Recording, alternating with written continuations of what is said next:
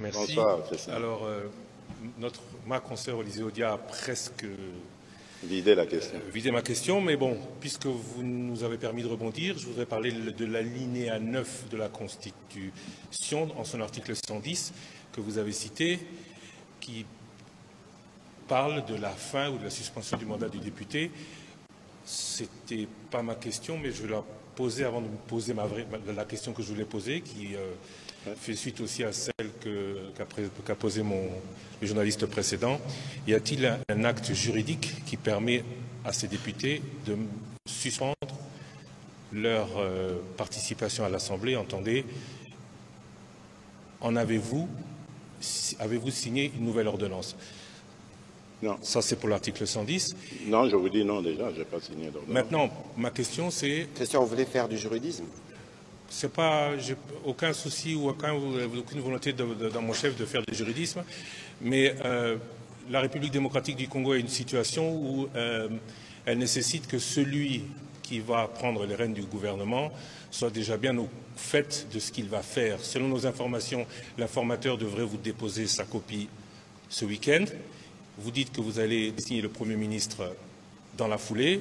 Alors, non, le formateur.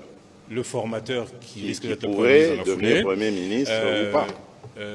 Est-ce qu'on aura le Premier ministre ce week-end?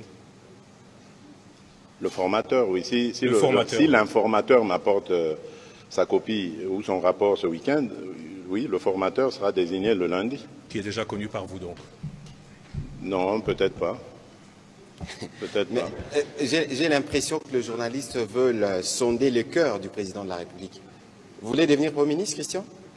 Vous avez l'ambition? Pour revenir à ce que vous dites, Christian, moi, je n'aime pas les débats juridiques, les débats de juristes, j'en suis pas un. C'est pour ça que c'est très compliqué de rentrer là-dedans.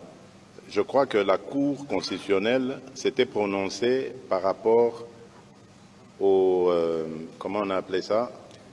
Au règlement intérieur de l'Assemblée nationale qui parlait des 8 jours. Et là, elle avait raison. Dans les 8 jours, c'est le règlement de l'Assemblée, c'est celui qui existait, on n'a pas à le juger, il est comme ça. Mais moi, j'ai regardé plutôt l'article 110 de la Constitution, qui permet au Premier ministre de remettre sa démission et d'obtenir du Président de la République l'expédition des affaires courantes. C'est ça qui m'intéressait, cet aspect-là qui m'intéressait, parce que j'ai une nation à sauvegarder.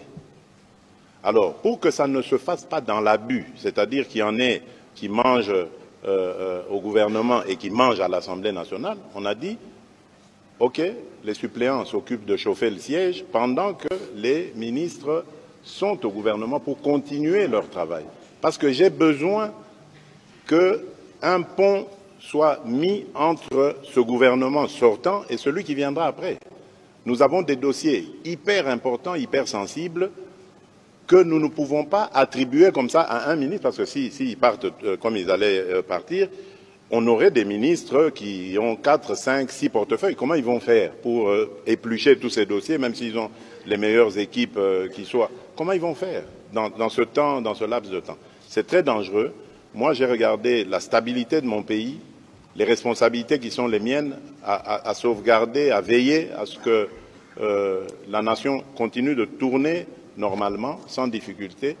Et c'est ça ma priorité, le salut du peuple. Pas le débat juridique. Je laisse ça aux juristes et je n'ai pas du tout la sensation ou le sentiment d'avoir violé la Constitution.